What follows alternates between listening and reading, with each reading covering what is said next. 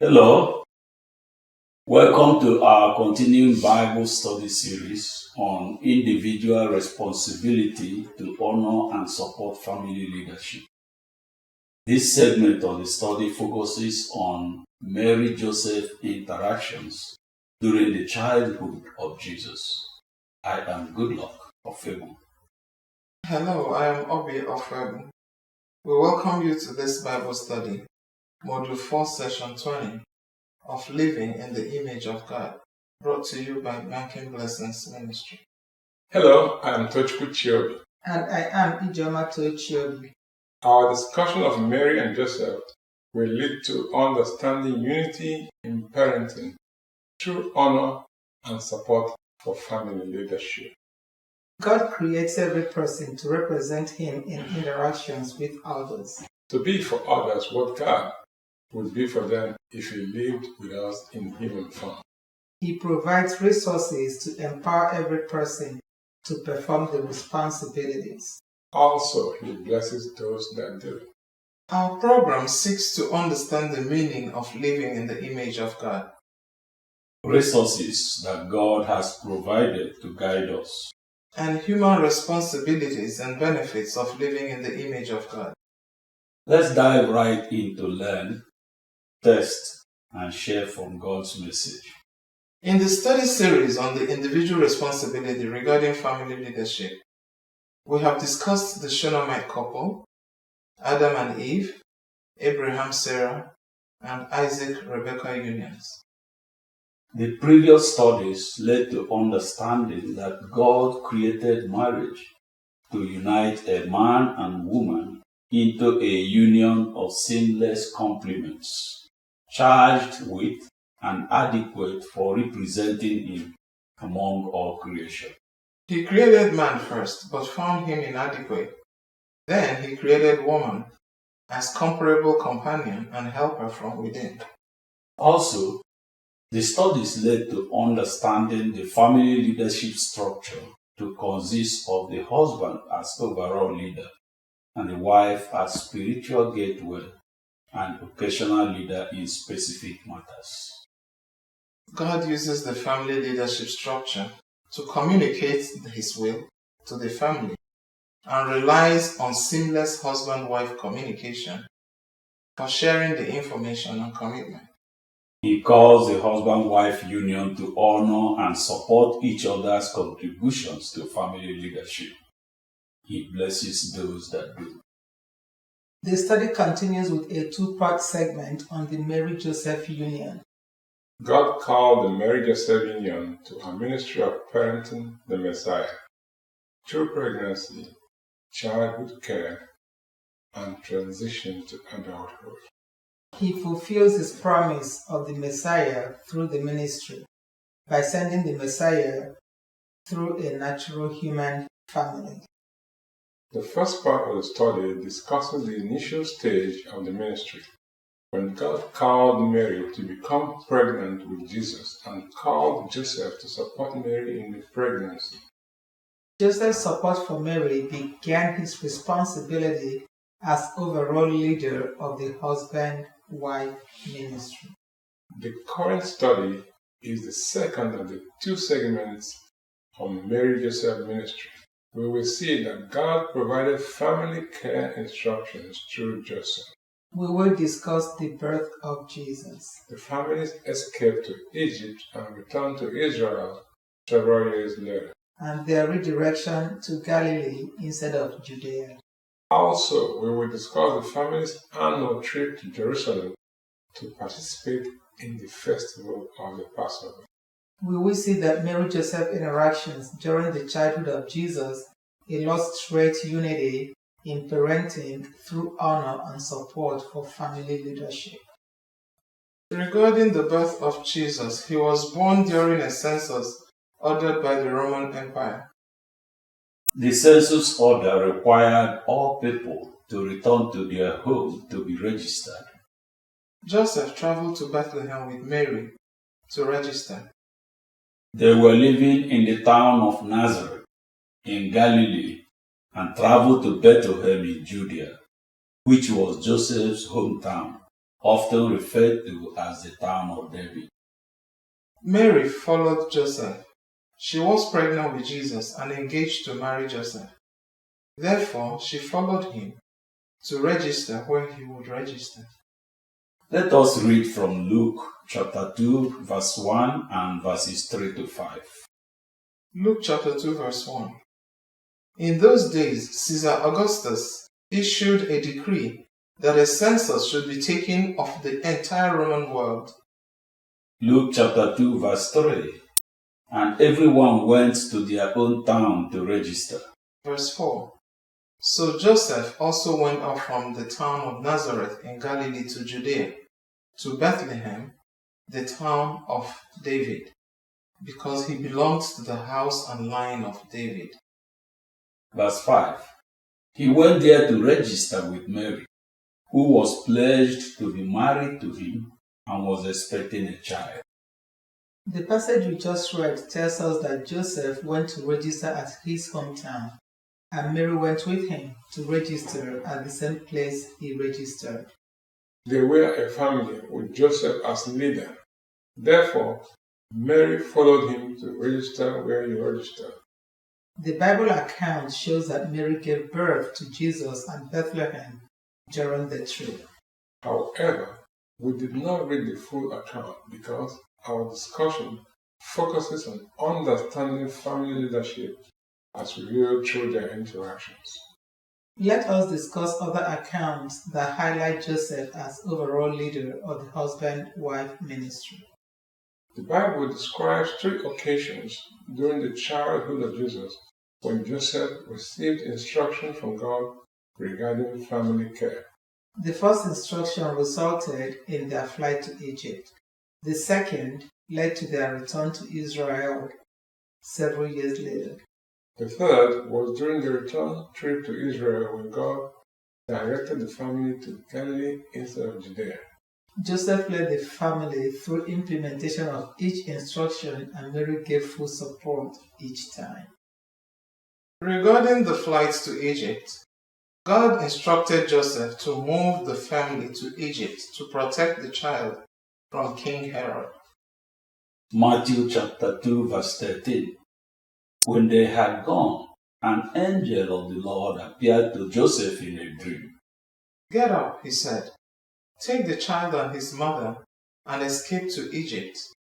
Stay there until I tell you, for Herod is going to search for the child to kill him.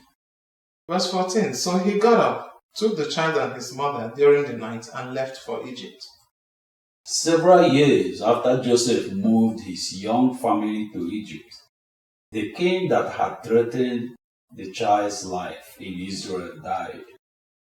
Thereafter, God instructed Joseph to return his family to Israel, because those that threatened the child's life there had died. Let us read from Matthew chapter 2, verses 19 to 21. Matthew chapter 2, verse 19 through 20. After Herod died, an angel of the Lord appeared in a dream to Joseph in Egypt And said, Get up, take the child and his mother, and go to the land of Israel, for those who were trying to take the child's life are dead. Verse 21. So he got up, took the child and his mother, and went to the land of Israel. During the process of returning to Israel, Joseph realized that the new king in Judea was the son of the king that had threatened to kill Jesus. He was concerned about going to Judea and was warned in a dream to go to Galilee instead. Let us read from Matthew chapter 2, verse 22 to 23. Matthew chapter 2, verse 22. But when he heard that Archelaus was reigning in Judea in place of his father Herod, he was afraid to go there. Having been warned in a dream, he withdrew to the district of Galilee. Verse 23. And he went and lived in a town called Nazareth. So was fulfilled what was said through the prophets, that he would be called a Nazarene. Let us summarize the husband-wife interactions regarding the flight of Mary, Joseph, family to Egypt and their return to Israel. God's instruction for the family came to Joseph each time. Joseph communicated to Mary, and they implemented the instructions exactly. Their interactions regarding the instructions illustrate unity in parenting through honor and support for family leadership.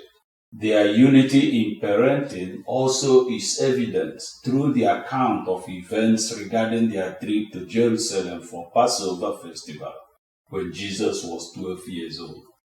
Mary and Joseph took the child Jesus to Jerusalem annually to participate in the festival of the Passover.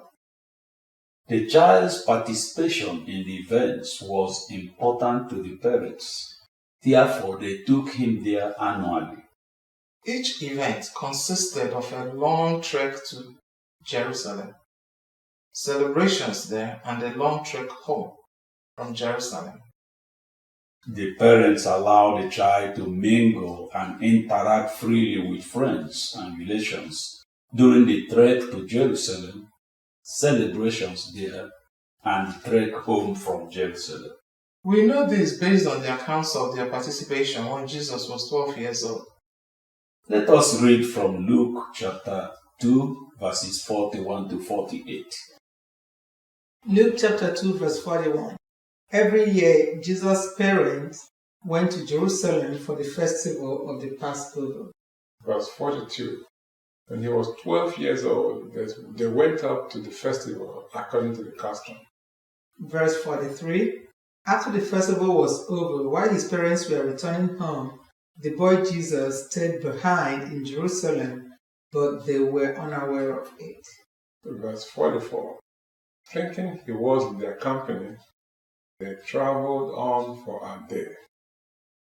Then they began looking for him among their relatives and friends. The passage we just read shows that the parents allowed the child Jesus to mingle and interact freely with friends and relations during the festival, including the long trek to Jerusalem and back. They were usually able to keep aware of his whereabouts, except on this trip. During the trip, they traveled for one day thinking he was among them, but he was back in Jerusalem. Let us continue reading. Luke chapter 2, verse 45. When they did not find him, they went back to Jerusalem to look for him. Verse 46. After 3 days, they found him in the temple courts, sitting among the teachers, listening to them and asking them questions. Everyone who heard him was amazed at his understanding and his answers. When his parents saw him, they were astonished. His mother said to him, "Son, why have you treated us like this? Your father and I have been anxiously searching for you." The parents looked for him together for several days until they found him. After they found him, his mother talked to him as his father listened. This interaction provides a clear evidence of their unity in parenting. The mother took leadership of talking to the child, while the father provided support by listening silently. That is, Mary took leadership and Joseph supported her on this parent-son interaction. Hello. What did we learn in this Bible study? God called Mary-Joseph union to a ministry of parenting the Messiah through pregnancy, childhood care, and transition to adulthood. Mary was called as mother of the Messiah, and Joseph was called to lead the ministry as the earthly father of the Messiah. Similarly, every husband-wife union is called to a parenting ministry for the pregnancy, childhood care, and transition to adulthood of their direct offspring. Joseph was the overall leader of the husband-wife ministry, and Mary was an occasional leader for specific matters, such as the pregnancy of Jesus. After the birth of Jesus, God channeled family care instructions through Joseph as overall leader, such as their escape to Egypt, return to Israel several years later, and redirection to Galilee instead of Judea. The interactions in these events illustrate unity in parenting through honor and support for family leadership. Also, they showed unity and purpose in parenting through annual participation in the festival of the Passover. Participation in Passover provided opportunity for the child to develop community sensitivity. Further, they allowed the child to mingle and interact freely with friends and relations during the celebrations and long trek to and from the festival. We know this based on the account of their annual trip to Jerusalem for Passover festival when Jesus was 12 years old. Further, the Bible study provides a few child care tips such as the following. Seek unity in parenting through honor and support for family leadership. Let the children learn by observation to honor and obey family leadership.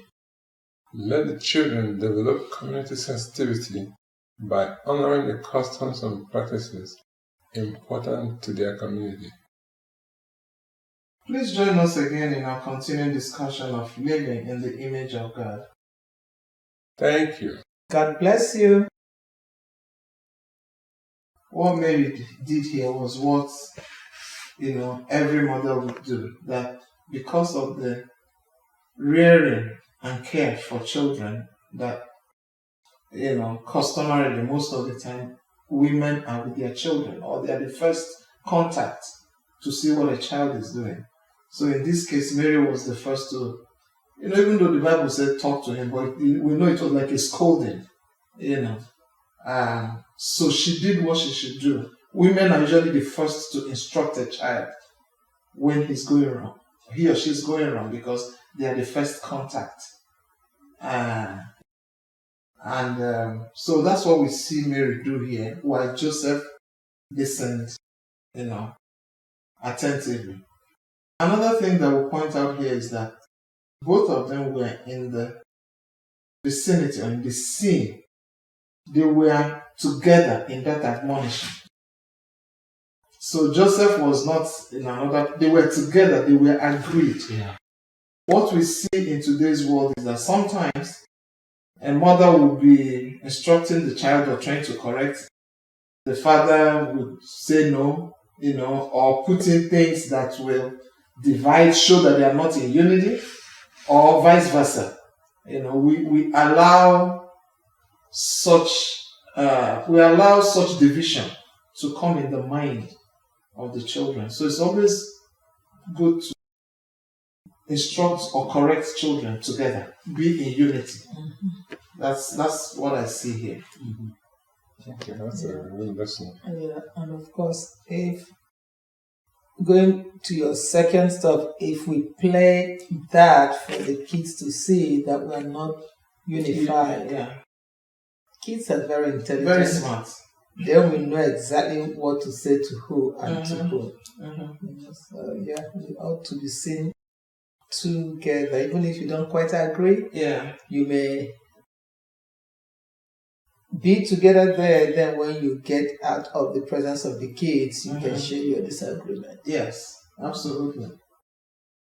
It's very good. It's a very important lesson.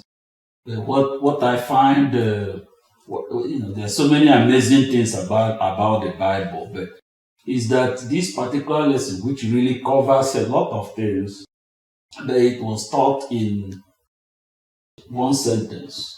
Oh yeah. One description. It was very clear there. They looked for him. When they found him, the mother talked to him. The father didn't say anything. And all of the lessons, all of the important lessons are wrapped up in this. I really, this is one of the things. Once you get to see this in the Bible, you get to respect. Mm-hmm. It's not just describing our relationship with God. It's actually teaching us human interactions. You have to read and pay attention to what you are reading in order to get that information. Yeah. We can also see that this was a 12-year-old child. Even though Mary would have known, when they saw him, he was sitting with the priests and asking them questions, which would have been a good thing. But it's like, hey, it's not your time yet. You can't be a 12-year-old and decide on your own that you're going to, be away from your parents or not walk back with them, or you think you can take care of yourself. And though Mary knew there's a call of God that this is the Messiah, she still did not waste time to instruct that child. Yeah. So for me, another lesson is that as parents, oftentimes we see a pattern of God's hand or God's calling in a child.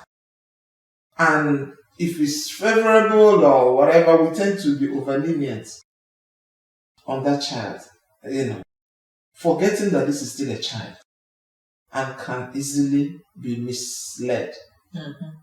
So we still have to be firm. In as much as that child is doing a good thing, he wasn't found, playing ball or whatever. He was found where they were teaching him. Some people say, but he was not doing anything wrong. This is where they found him. But he was still a child and still needed guidance.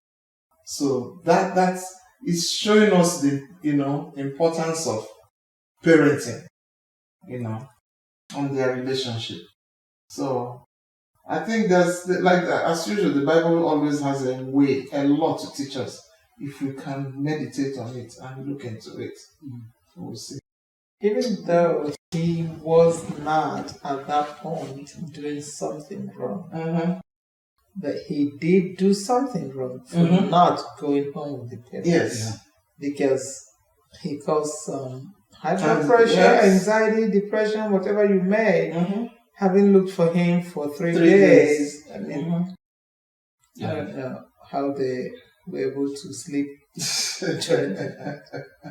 Especially him. Every child is precious, but for him, they knew this is some, very important child, kind of. So, well, that brings us to the end of our lesson today. We hope you have enjoyed our discussion on the lesson we brought for you. Please join us again in our continuing discussion of living in the image of God. Thank you. God bless you.